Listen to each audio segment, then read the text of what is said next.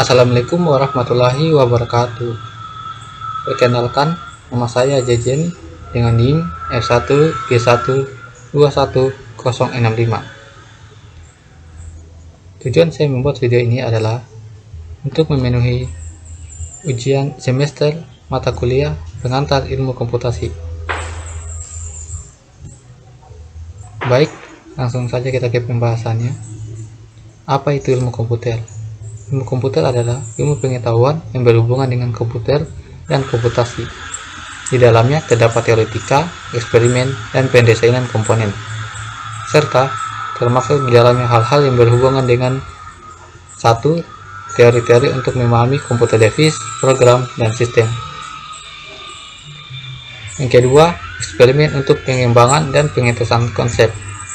Yang ketiga, metodologi, desain, algoritma, dan tool untuk merealisasikannya. Yang keempat, metode analisa untuk melakukan pembuktian bahwa realisasi sudah sesuai dengan requirement yang diminta. Penggolongan komputer.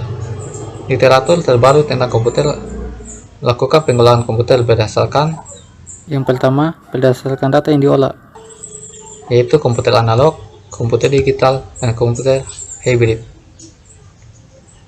Selanjutnya berdasarkan penggunaan, yaitu komputer untuk tujuan khusus atau special purpose komputer, komputer untuk tujuan umum, general purpose komputer. Yang ketiga berdasarkan kapasitas dan ukurannya, yaitu komputer mikro atau mikrokomputer, komputer mini komputer, komputer kecil, small komputer, komputer menengah, medium komputer, komputer besar, large komputer, dan komputer super atau super komputer. Berdasarkan generasinya, yaitu komputer generasi pertama pada tahun 1946 sampai dengan 1959, komputer generasi kedua yaitu pada tahun 1959 sampai dengan 1964, komputer generasi ketiga 1964 sampai dengan 1970, komputer generasi keempat yaitu pada tahun 1979 sampai dengan sekarang. Adapun komputer generasi kelima. Selanjutnya, apa itu sistem komputer? Sistem komputer merupakan sekumpulan perangkat komputer yang saling berkaitan dan berinteraksi satu sama lain untuk melakukan proses pengolahan data sehingga dapat menghasilkan informasi yang diharapkan oleh penggunanya. Sistem komputer pada dasarnya terdiri dari Central Processing Unit atau CPU, memori, dan peralatan input dan output. Komponen-komponen sistem komputer. Yang pertama, komponen perangkat keras, hardware komponen. Seperti namanya, perangkat keras adalah sesuatu yang dapat disentuh. Perangkat keras komputer terdiri dari CPU, memori, dan peralatan input dan output. Yang kedua, komponen perangkat lunak, software komponen. Perangkat lunak tersusun atas program yang menentukan apa yang harus dilakukan oleh komputer. Yang ketiga, komponen data atau data komponen. Data adalah fakta yang dasar mewakili suatu kejadian. Data diproses oleh sistem komputer untuk menghasilkan informasi. Yang keempat, komponen komunikasi, communication komponen. Komponen komunikasi terdiri dari hardware dan software. Hardware dan komponen komunikasi terdiri dari modem atau network interface card, NIC atau NIC, dan saluran komunikasi atau communication channel. Alat komunikasi menyediakan hubungan antar komputer. Jenis-jenis sistem komputer. Yang pertama, sistem single user dan workstation. Sistem single user dan workstation mengizinkan pengguna untuk menjalankan beberapa proses pada waktu yang bersamaan.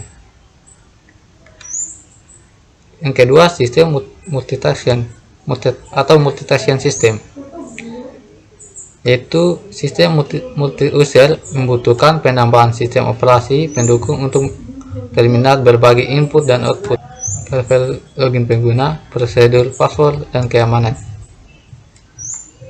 Ketiga, sistem server jaringan, network server system. Server menyediakan layanan file, layanan print, layanan basis data untuk klien. Server juga bisa menyediakan berbagai layanan eksekusi program untuk klien, termasuk mendukung untuk startup sistem klien, terutama pada jaringan dengan klien yang kecil. Selanjutnya yang keempat, sistem waktu nyata atau real time system, yaitu waktu nyata adalah sistem di mana satu atau lebih proses harus bisa mengakses CPU secara cepat ketika diperlukan. Yang kelima, sistem kendali embedded atau embedded control system. Sistem kendali embedded adalah sistem khusus yang dirancang untuk mengendalikan sebagian dari peralatan seperti automobile atau oven microwave. Yang keenam, sistem terdistribusi atau distributed system, yaitu beberapa sistem komputer modern menambahkan modul sistem operasi untuk membuat pengelolaan terdistribusi yang dapat dikerjakan dengan mudah dan praktis.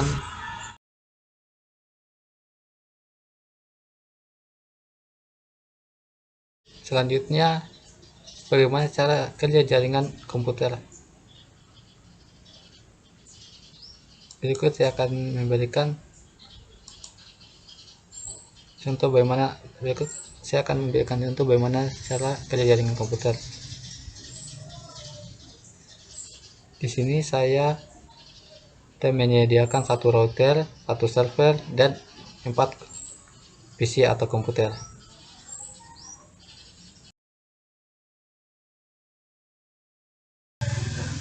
Di router saya memasang IP address yaitu 192.168.1.1. Kemudian di servernya IP addressnya yang saya gunakan untuk server yaitu 192.168.1.2 dan default gateway 192.168.1.1. Default gateway ini merupakan IP address dari router. Agar PC atau komputer mendapatkan IP secara otomatis dari server, maka di server kita setting di DHCP nya yaitu default gateway 192.168.1.1 merupakan IP dari router. Kemudian jumlah maksimum yang akan mendapatkan IP secara otomatis misalnya 10 komputer misalnya. Oke. Kita cek saja langsung kita cek ke PC-nya apakah bisa. Ya. Baik, PC sudah mendapatkan IP secara otomatis, itu DHCP request successful. Selanjutnya kita cek ke PC kedua.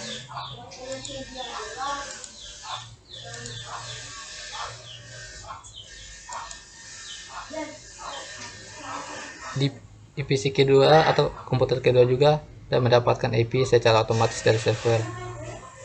DHCP request successful.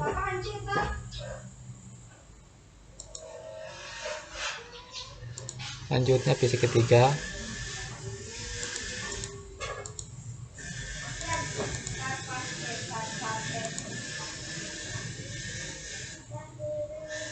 Dan PC ketiga juga sudah mendapatkan IP otomatis dari server atau IP yang otomatis yang diberikan dari server.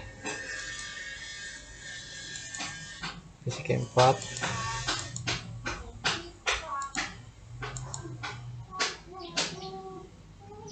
Dan begitu juga pada PC keempat mendapatkan IP otomatis dari server.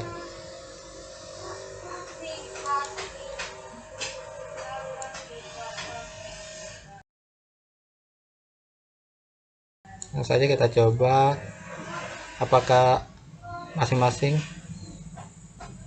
perangkat tersebut saling terhubung atau apakah saling terhubung atau tidak. Baik, langsung saja kita coba. Pertama, router ke server, yaitu saling terhubung atau saling terkoneksi. Kemudian dari server ke PC 1, server dan PC 1 saling terkoneksi juga.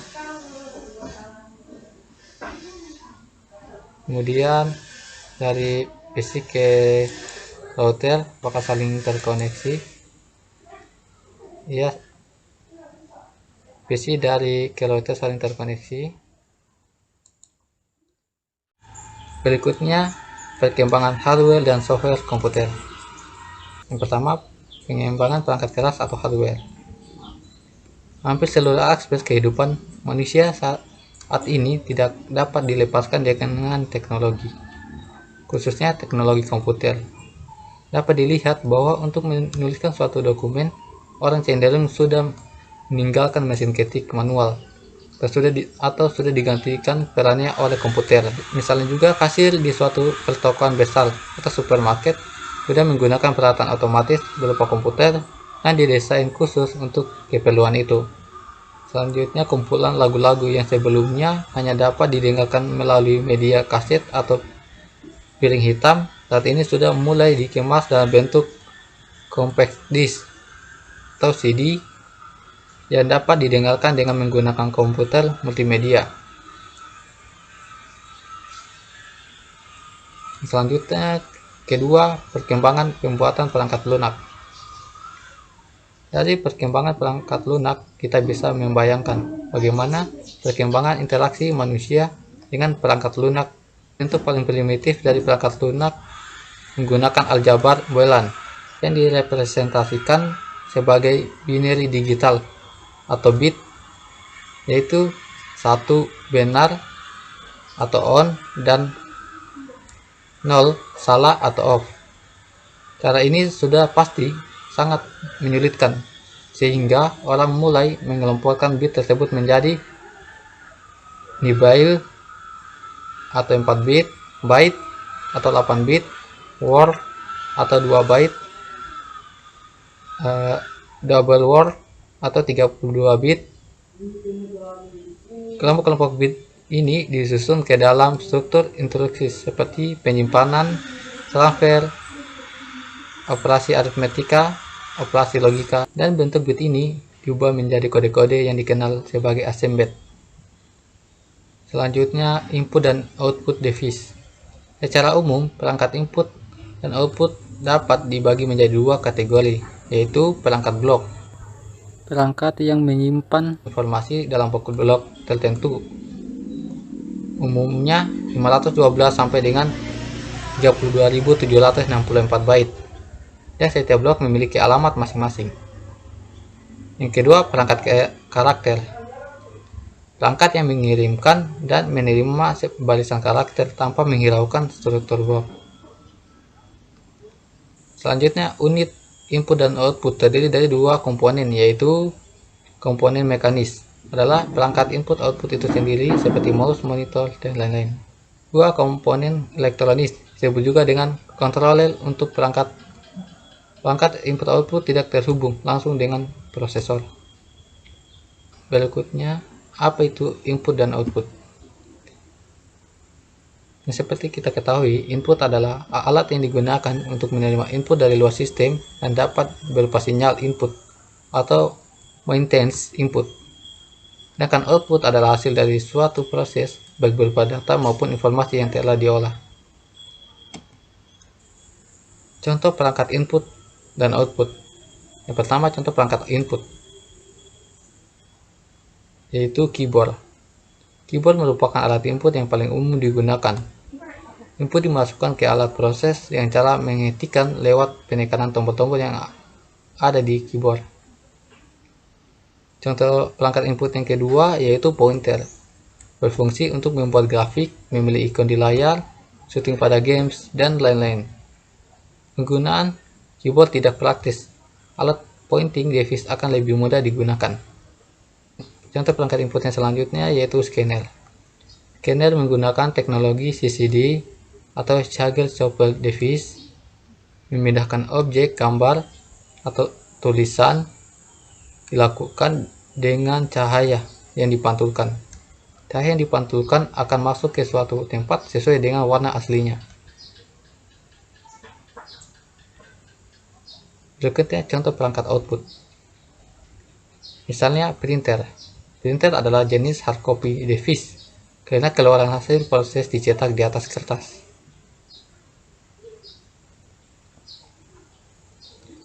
Untuk perangkat input selanjutnya monitor. Monitor adalah salah satu jenis soft copy device karena keluarannya adalah berupa sinyal elektronik. Dalam hal ini berupa gambar yang tampil di layar monitor.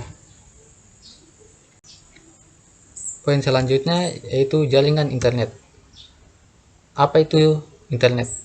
Internet merupakan sebuah jaringan yang berfungsi untuk menghubungkan antara suatu media elektronik dengan media lainnya. Jaringan komunikasi inilah yang akan mentransfer data secara tepat dan cepat melalui frekuensi tertentu. Apa saja komponen internet? Yang pertama yaitu Transport Control Protocol atau Internet Protocol TCP/IP.